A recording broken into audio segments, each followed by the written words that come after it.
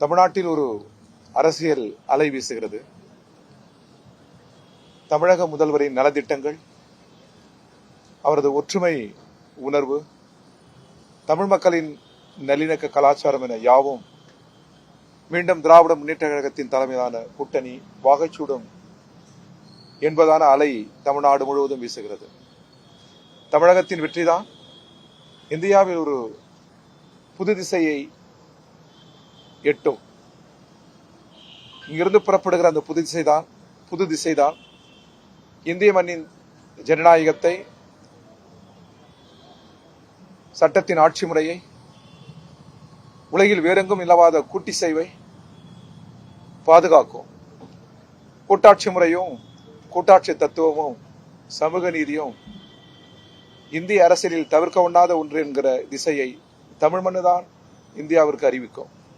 எனவே அந்த வகையில் எங்கள் கூட்டணி ஒரு வெற்றி கூட்டணியாக, வெற்றி திசை நோக்கி பயணிக்கிற கூட்டணியாக இருக்கிறது. இடங்கள் குறித்து நாங்கள் பேசினோம். ஏறத்தாழ முடிவு எட்டப்படுகிற சூழல் உருவாகிவிட்டது. நாளை அல்லது நாளை மறுதினம் எங்கள் கட்சியின் அதிகாரபூர்வமான நிர்வாகக்குழு கூடி முடிவு செய்து நாங்கள் கையெழுத்திடுவோம் என்பதை இந்த நேரத்திலே தெரிவித்துக் கொள்வோம். எங்களுடைய கம்யூனிஸ்ட் கட்சியை பொறுத்தவரை குழு அமைக்கப்பட்டிருக்கிற குழு திமுக தலைமையிலான பேச்சுவார்த்தை குழுவுடன் உரையாடல் செய்து அதை எங்கள் கமிட்டியில் நாங்கள் தெரிவிப்போம்.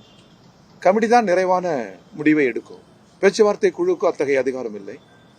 என்ன பேசினோம் என்பதை கமிட்டியில் சொல்வோம். கமிட்டி தான் எங்களுக்கு நிறைவான ஒரு முடிவை தரும். அந்த முடிவை நாங்கள் கொண்டு வருவோம். எங்கள் கட்சியில் நீண்ட நெடுங்காலமாக நிலவுகிற உட்கட்சி ஜனநாயகம் அது சுமூகமாக போயிட்டு இருக்கிறது.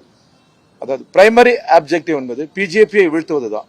ஏனென்றால் அது பதற்ற அரசியலை சுமந்து வருகிறது, ஒற்றுமையை கெடுக்கிற அடிப்படைவாத அரசியலை சுமந்து வருகிறது. எனவே அதை வீழ்த்துவதுதான் கம்யூனிஸ்டுகளின் முதல் அரசியல் நிலை. அதில் எந்த விதமான சமரசத்திற்கும் இடமில்லை.